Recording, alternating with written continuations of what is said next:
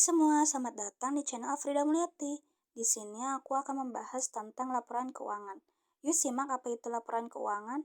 Jadi, laporan keuangan di ODO adalah kumpulan laporan yang dihasilkan oleh sistem secara otomatis berdasarkan data transaksi yang telah dicatat dalam sistem akuntansi ODO.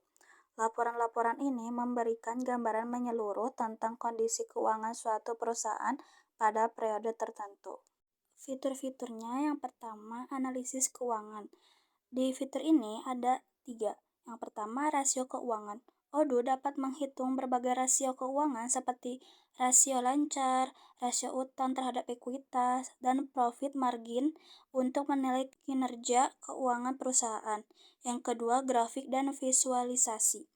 Laporan keuangan dapat disajikan dalam bentuk grafik dan visualisasi lainnya untuk memudahkan pemahaman.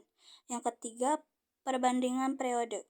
Kalian dapat membandingkan laporan keuangan periode ini dengan periode sebelumnya untuk melihat tren dan perubahan kinerja. Yang kedua, otomatisasi. Ini terdapat ada 2. Yang pertama, penjadwalan laporan. Kalian dapat menjadwalkan pembuatan laporan secara otomatis sehingga laporan selalu siap ketika dibutuhkan. Yang kedua, ekspor laporan. Laporan dapat diekspor dalam berbagai format seperti PDF, Excel, atau CVC untuk keperluan presentasi atau arsip. Yang ketiga, kustomisasi laporan. Terdapat ada 3. Yang pertama, template laporan yang dapat disesuaikan. ODO menyediakan berbagai template laporan keuangan yang dapat kalian sesuaikan sesuai dengan format dan kebutuhan perusahaan kalian. Yang kedua, penambahan kolom dan baris custom.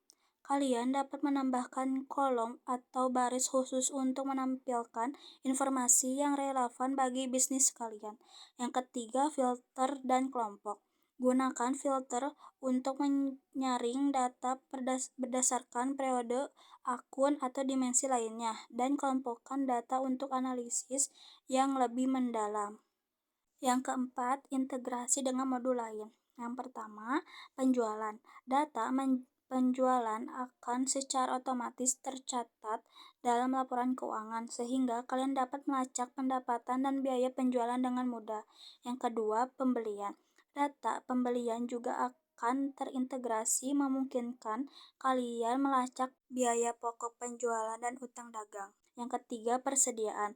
Laporan keuangan akan mencerminkan nilai persediaan kalian pada akhir periode. Yang keempat, proyek. Jika kalian menggunakan modul proyek, kalian akan dapat melacak biaya proyek dan pendapatan proyek dalam laporan keuangan. Di sini pun ada fitur khususnya.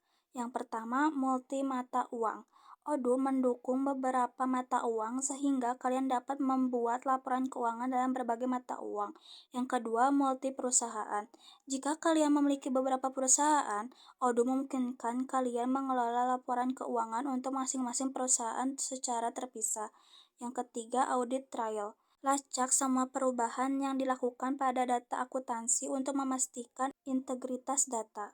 Nah, itu tadi sedikit tentang laporan keuangan. Sekian dari aku, terima kasih sudah nonton hingga akhir. Jangan lupa subscribe, like, dan komen agar tidak ketinggalan video selanjutnya. Bye! Body, I'm an icon, man. I'm a girl about a 10. I should fuck her.